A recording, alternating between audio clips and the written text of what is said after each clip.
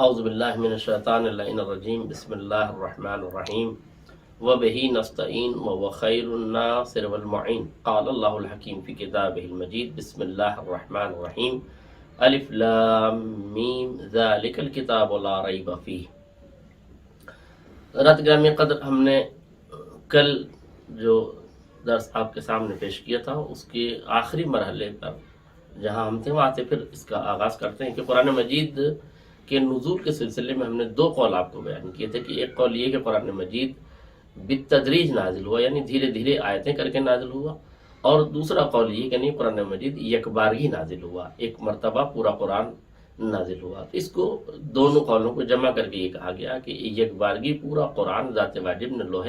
محفوظ پر نازل کیا، اور پھر لوح محفوظ پر یہ پورا قرآن محفوظ رہا، اور جب پیغمبر اسلام اس دنیا میں تشریف لائے اور جیسے جیسے آپ نے اپنی نبوت کا آغاز کیا اور احکامات اسلامیہ کا سلسلہ جاری ہوا، ویسے ویسے آیتیں وقتاً فوقتاً پیغمبر اسلام پر نازل ہوتی گئی۔ اب جہاں جہاں پیغمبر جاتے گئے، جہاں جہاں قدرت نے ضرورت محسوس کی، اسی مقام پر پیغمبر اسلام پر آیتیں نازل ہوئی۔ پیغمبر بزم میں رہے تو بزم میں آیت نازل ہوئی، پیغمبر رزم میں رہے تو رزم میں آیت نازل ہوئی۔ بہت سی آیات جنگوں میں نازل ہوئی، بہت سی آیات پیغمبر اسلام کے بیت اقدس میں نازل ہوئی، اور اسی میں پیغمبر اسلام کی ازواج کا سلسلہ بھی ہے، اصحاب کا سلسلہ بھی ہے، اور مجاہدین اسلام کا سلسلہ بھی ہے، اور احکامات اسلامی کا سلسلہ بھی ہے۔ یہ بھی یاد رکھنے والی بات ہے، اور عالم انسانیت کو اس بات پر غور کرنا چاہیے کہ قرآن مجید وہ معتبر ترین کتاب ہے کہ جس نے انسانی زندگی کے ہر مرحلے کو اپنی آغوش میں سما لیا ہے، یعنی سونے کے احکام، جاگنے کے احکام، اٹھنے کے احکام، بیٹھنے کے احکام، چلنے کے احکام، ہر طرح کا حکم قرآن مجید نے عالم انسانیت کو بیان کیا گیا۔ اب کیا عالم انسانیت کو کوئی ایسی کتاب ملے گی جو زمین پر چلنے کے احکام بھی انسان کو بتائے؟ عباد الرحمن الذین یمشون علی الارض ہونا، اللہ کے نیک بندے وہ ہیں جو زمین پر آہستہ آہستہ چلتے ہیں۔ لا تمشی علی الارض مرحا،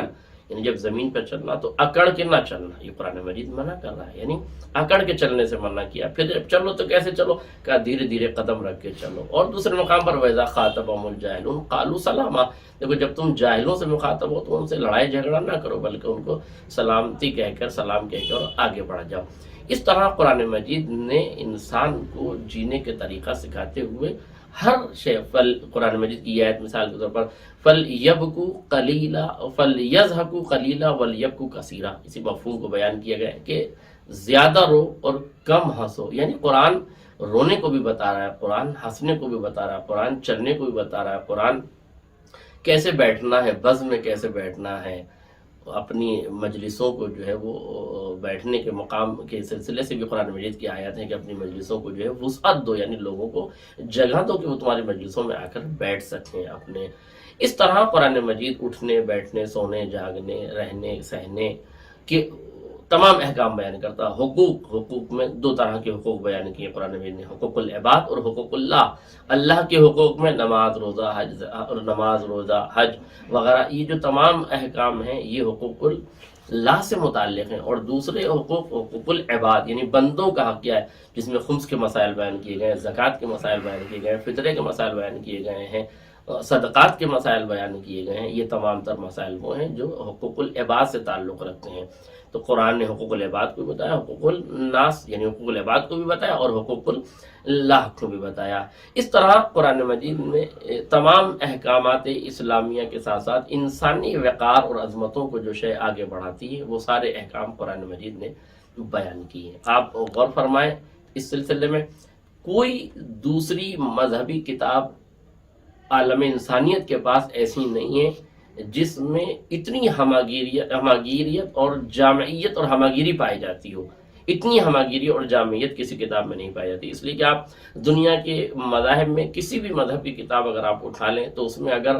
جنگ کے احکام ہیں تو بزم کے احکام نہیں ہیں، بزم کے احکام ہیں تو رزم کے احکام نہیں ہیں، اللہ کے حقوق بیان کیے گئے ہیں تو بندوں سے غفلت برتی گئی ہے، بندوں کے حقوق بیان کیے گئے ہیں تو اللہ کے حقوق سے غفلت برتی گئی ہے، اور اگر یہ ساری چیزیں بتا بھی دی گئی ہیں، تو حدود کا ذکر نہیں ہے، تعزیرات کا ذکر نہیں ہے، مجرم کی سزاؤں کا ذکر نہیں ہے کہ کون سے مجرم کو کیسی سزا دی جائے، کسی نے زنا کیا تو اس کو کیا سزا دی جائے، کسی نے چوری کی ہے تو اس کو کیا سزا دی جائے، کسی نے بد کلامی کی ہے تو اس کی کیا سزا ہے، کسی نے بدفعلی کی ہے تو اس کا کیا سزا ہے۔ لیکن قرآن مجید نے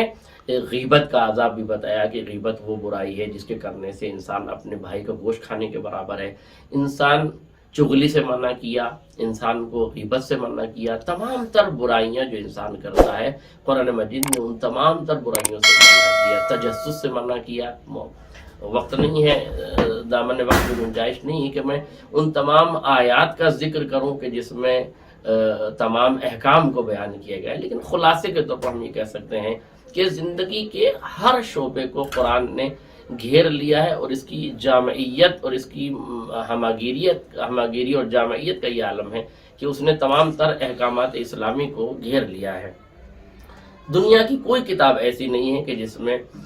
جنگ کے احکام بھی بیان کیے گئے ہوں۔ دیکھیے جنگ میں بھی یعنی اگر کسی سے لڑائی ہو جائے تو اس کو قتل بھی کرنا ہے، تو ایک لفظ میں کیا عام طور سے استعمال کرتا ہوں کہ قرآن نے عداوت میں بھی عدالت کا حکم دیا ہے۔ لا یجرمنکم شنآن قوم علی الا تعدلوا اعدلوا هو اقرب للتقوی، یعنی اگر تمہارا کسی سے مشاجرہ ہو جائے، کسی سے لڑائی ہو جائے، کسی سے گفتگو میں یا کسی بھی طریقے سے تمہاری کسی سے انبن ہو جائے، تو اس بات کا خیال رکھنا کہ ان لا تعدلوا، کہ اپنے دامن عدالت کو ہاتھ سے نہ چھوٹنے دینا۔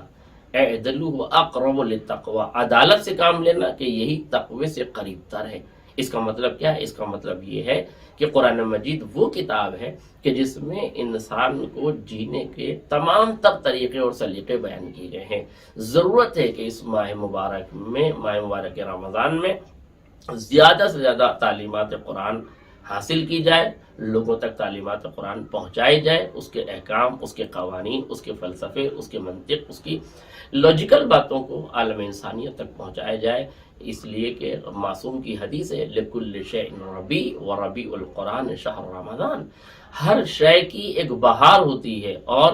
ماہ رمضان اور قرآن مجید کی بہار ماہ رمضان ہے۔ اس کا مطلب یہ کہ قرآن کی بہار رمضان مبارک ہے۔ آدمی کو اگر قرآن پڑھنا ہے تو دیگر ایام میں بھی پڑھا جا سکتا ہے، لیکن رمضان مبارک اس کے بہار کا مہینہ ہے۔ اور روایات میں یہ بھی ہے کہ اگر کوئی شخص عام دنوں میں ایک آیت پڑھتا ہے تو اس کا ثواب ایک ہی آیت ہے، لیکن اگر ماہ صیام میں ایک آیت کی تلاوت کرتا ہے تو ایک آیت کا ثواب ایک قرآن مجید کے برابر ہے۔ اس طرح اگر انسان اپنے اس وقت سے استفادہ کرتے ہوئے، اور میں ایک جملہ کہا کرتا ہوں کہ ماہ رمضان ماہ تعلیم و تعلم بھی ہے۔ یہ ماہ تزکیہ نفس کے ساتھ ساتھ انسان روزے کی حالت میں ہوتا ہے، نمازیں پنجگانہ جماعت سے ادا کرتا ہے، قرآن مجید کی مکمل تلاوت کرتا ہے، اور یہ وہ مہینہ ہے کہ جس میں انسان اپنے رب سے قریب تر ہوا چاہتا ہے۔ لہذا اس ماہ میں کہ جب انسان اپنے رب سے قریب تر ہوتا ہے، اس ماہ میں اور ان حالات میں انسان کو چاہیے کہ تعلیم قرآن سے آشنا رہے۔ یہ قرآن عالم انسانیت کے لیے ہدایت ہے، اور اسی قرآن نے تحدی بھی کی ہے، چیلنج بھی کی ہے کہ اس کا جواب آج تک کوئی نہیں لا سکتا۔ ان آیات کی تفصیلات ہم انشاءاللہ اگلے درس میں آپ کے سامنے عرض کریں گے کہ قرآن مجید کی آیات میں تحدی اور چیلنج کیسے ہوا ہے۔ ظاہر ہے کہ بلغائے عرب، ادبائے